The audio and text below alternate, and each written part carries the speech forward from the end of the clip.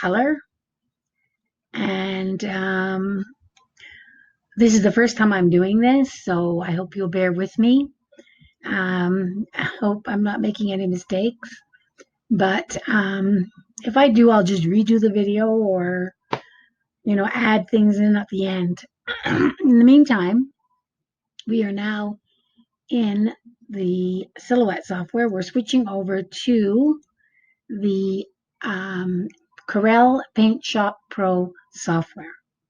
This is what program I use to change color. It's not the only one. This is a paid program.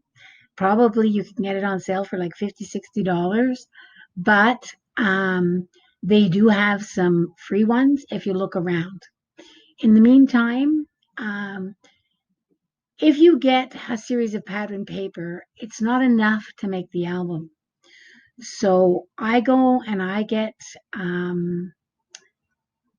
geometric papers like stars, stripes, whatever, or pattern paper, and I change it to the colors that I need to, and then I print it so that I have extra paper.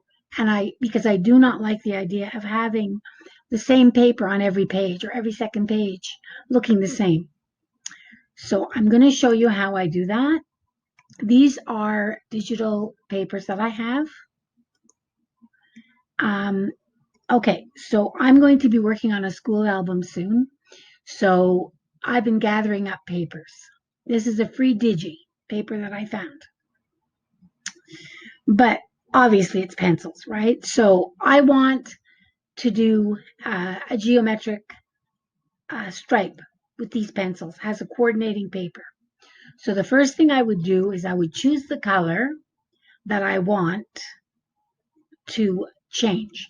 So I would like to have a red stripe. So I would left click on the red, left click, and you'll see it'll show up here. Then I go to my stripe and I right click on this red. So it'll change it to the right shade of red.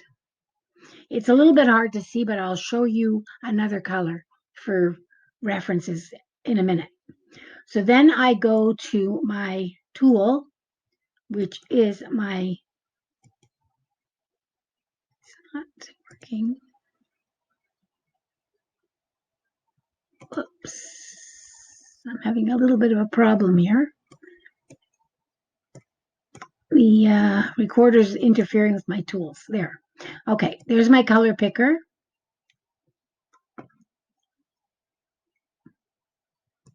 There. Okay. Now, I'm going to click twice, and what will happen is it will change the color of the red.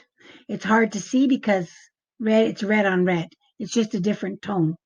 The other thing you have to do is I always resize my paper because if it's very large, it takes a long time to work. So let's try this again.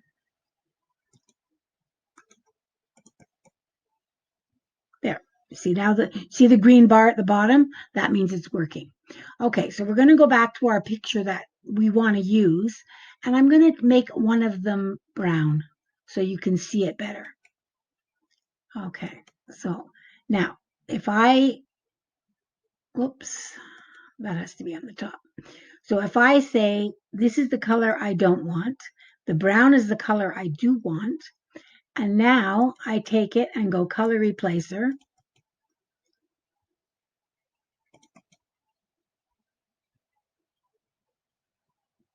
And it changed it to brown. And I can take every pencil and change those stripes to match the pencils, which would be a perfect match for my paper. And you can do it with pretty much any pattern. The only exception is when these are straight colors, but sometimes things are like flowers. They're not all one color, right?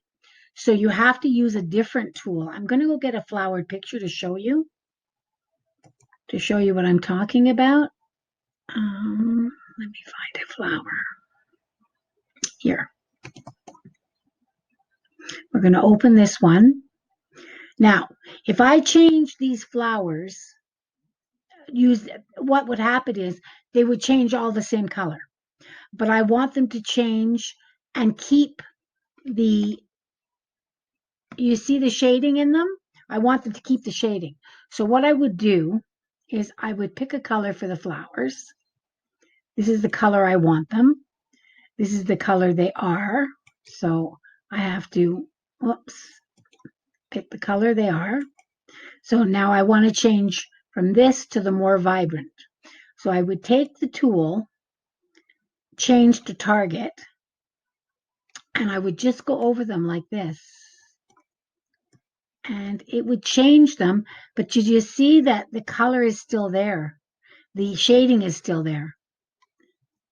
If I use the color replacer, they would be solid and there would be no shading. But it just allows you so much freedom. Okay, so now we've done that. I'm going to take these sheets, edit. I'm going to copy them, and I'm going to bring them into the other program I use, which is the Silhouette program. Okay, let's pull this out like that. Okay, now if I wanted a solid color, I could have done it in PaintShop Pro, but it's so much easier to do here. I take my square, I draw a square like this. I take my cursor, I pick the color of the I go to my color picker, I take my eyedropper,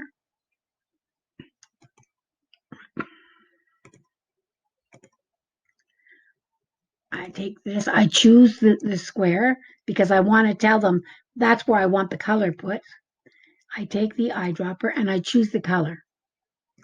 And there, that matches the pencils perfectly, a color in the pencils. Now I can make as many squares as I want, or circles or whatever, any shape. Okay, so it means that you now have plain paper that matches your pattern paper. And you can, the nice thing about this program, it was designed for the cutting machine, the Silhouette cutting machine, but it has some design features which I really like using because it's very stable. Like, you know, when you click on it, exactly the size that you've got. You can also, if you take your pattern paper and if you take your paper and you put it in here, you can see what it's going to look like.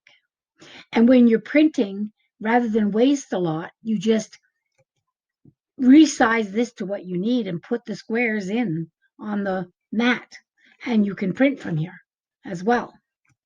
Now, there is another thing about color, okay? Certain programs, which is the Corel PaintShop Pro, uses a series of colors.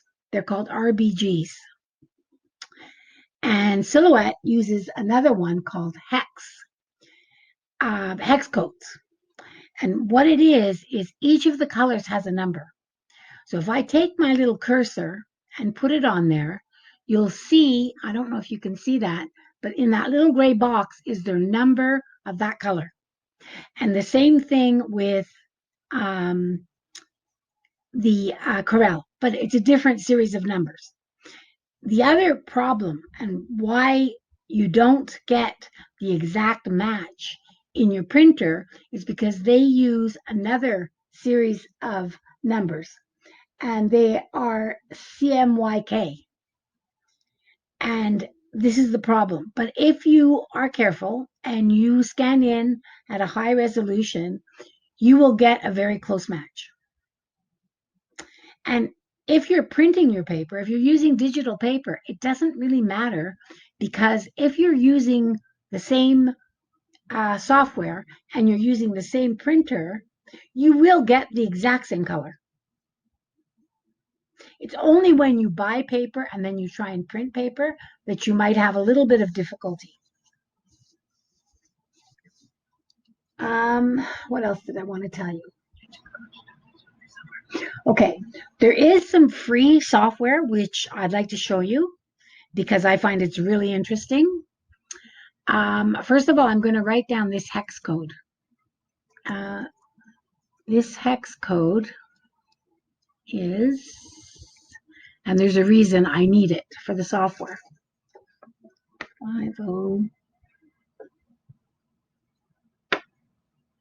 50B5AD.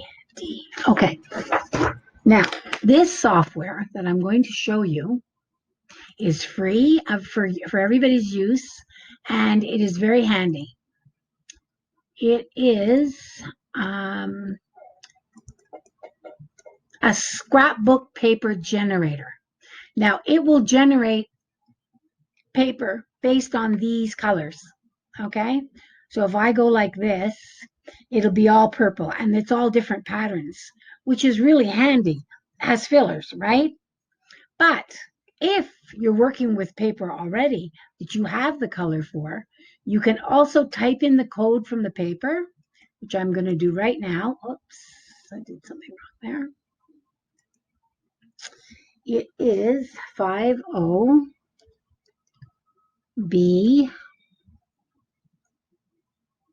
5AD. 5AD. I don't know if that has to be capital. Well, we'll see. Now that is the color blue that we were working with.